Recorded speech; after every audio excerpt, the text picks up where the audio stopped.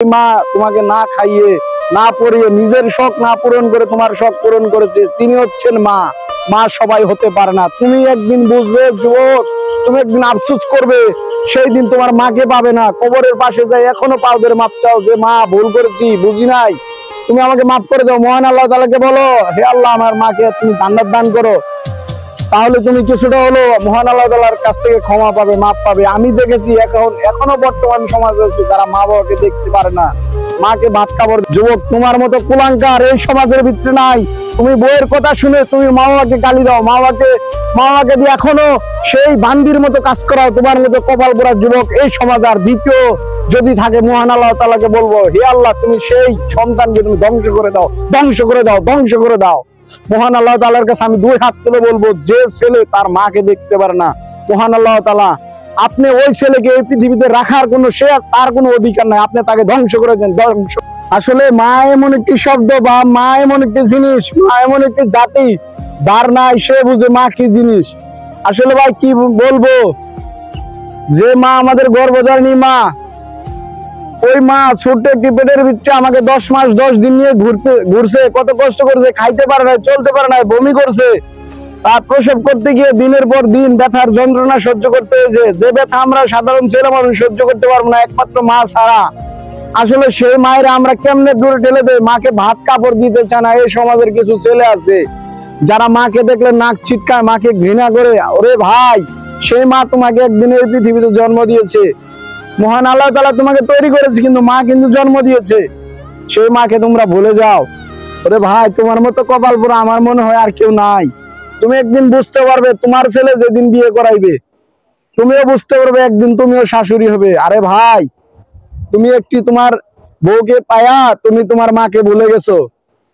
ওই গর্ভধারিণী মা তোমার ছোট্ট একটি পেটে যখন 2.5 কেজি 3 কেজি ওজন নিয়ে তোমাকে ঘুরছে, তখন সে খাইতে পারে নাই। আমরা দেখেছি, আমি বাস্তব কথা ছাড়া কিছু কথা বলি না। আর ওই মায়ের জন্য শেষ বয়সে তোমার এত বড় বাড়িতে, এত বড় ঘরে সেই মায়ের একটু জায়গা হয় না। আর এই ছোট্ট একটি পেটে তোমাকে 10 মাস 10 দিন নিয়ে ঘুরছে মা। আর তোমার এত বড় বাড়ি, এত বড় গাড়ি, এত জমি, এত সম্পদ থাকা মাত্র মায়ের জন্য কিছু খাবার হয় না। আরে ভাই, তুমি যখন ছোট ছিলে, এই মা তোমাকে না খাইয়ে না পরিয়ে নিজের শখ না পূরণ করে তোমার শখ পূরণ করেছে, তিনি হচ্ছেন মা। মা সবাই হতে পারে না। তুমি একদিন বুঝবে যুবক, তুমি একদিন আফসোস করবে, সেই দিন তোমার মাকে পাবে না। কবরের পাশে যাই এখনো পাওদের মাপ চাও যে মা ভুল করেছি, বুঝি নাই, তুমি আমাকে মাফ করে দাও। মহান আল্লাহ তাআলাকে বলো, হে আল্লাহ আমার মাকে তুমি জান্নাত দান করো। তাহলে তুমি কিছুটা হলো মহান আল্লাহ তাআলার কাছ থেকে ক্ষমা পাবে, মাপ পাবে। আমি দেখেছি এখনো বর্তমান সমাজে আছে যারা মা বাবাকে দেখতে পারে না, মাকে ভাত কাপড় দেয় না। আমি একটি প্রতিজ্ঞা নিয়েছি, আমার শরীরে যে পর্যন্ত রক্তবিন্দু আছে, আমার মা বাবাকে আমি সব সময় দেখবো। মহান আল্লাহ তাআলা যদি আমাকে সহায় রাখে, আমি আমার শরীরে রক্তবিন্দু থাকা মাত্র আমি মা বাবার সম্মান করবো, মা বাবার সেবা যত্ন করবো, মা বাবাকে ভাত কাপড় দেবো, বরণ পোষণ করবো। যুবক, তোমার মতো কুলাঙ্কার এই সমাজের ভিতরে নাই। তুমি বইয়ের কথা শুনে তুমি মা বাবাকে গালি দাও, মা বাবাকে দিয়ে এখনো সেই বান্দির মতো কাজ করাও। তোমার মতো কপাল পোড়া যুবক এই সমাজ আর দ্বিতীয় যদি থাকে, মহান আল্লাহ তাআলাকে বলবো, হে আল্লাহ তুমি সেই সন্তানকে তুমি ধ্বংস করে দাও, ধ্বংস করে দাও, ধ্বংস করে দাও। মহান আল্লাহ তাআলার কাছে আমি দুই হাত তুলে বলবো, যে ছেলে তার মাকে দেখতে পারে না, মহান আল্লাহ তাআলা আপনি ওই ছেলেকে এই পৃথিবীতে রাখার তার কোনো অধিকার নাই, আপনি তাকে ধ্বংস করে দেন, ধ্বংস করে দেন। আর ওই ছেলে, মহান আল্লাহ তাআলা পবিত্র কোরআনে বলছে, ফাদখুলি ফি ইবাদি ওয়াদখুলি জান্নাতি, সেই ছেলে নিশ্চয়ই কোনোদিন জান্নাতে প্রবেশ করে। পায়ের নিচে ছেলের বেহেশত।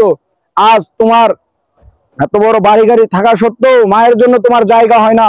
আর এই গর্ভধারিণী মা তোমাকে নিয়ে কত কষ্ট করেছে, ছোট্ট একটি পেটে নিয়ে ঘুরছে 10 মাস 10 দিন। তুমি একদিন ভাববে, একদিন বুঝবে, বইয়ের কথা শুনে আজ তুমি এই পৃথিবীর সব ভুলে গেছো, কিন্তু না, এটা ভুল। সময়ের সাথে সাথে পরিবর্তন হও, নিজের জীবন নিজে পরিবর্তন করো। সময় বেশি দিন লাগবে না, মাত্র 2 মিনিট। সবাই ভালো থাকবেন, সুস্থ থাকবেন। আসসালামু আলাইকুম।